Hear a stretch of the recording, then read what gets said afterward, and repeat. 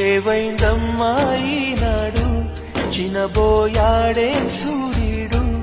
కణకణలాడే ఆ కళ్ళు కురిపించాయా కన్నీళ్ళు కనిపించని ఆ మనసు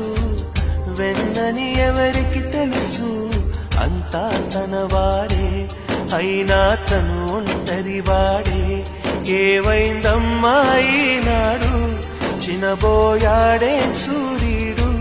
కణకణలాడే ఆ కళ్ళు కురిపించాయా కన్నీళ్ళు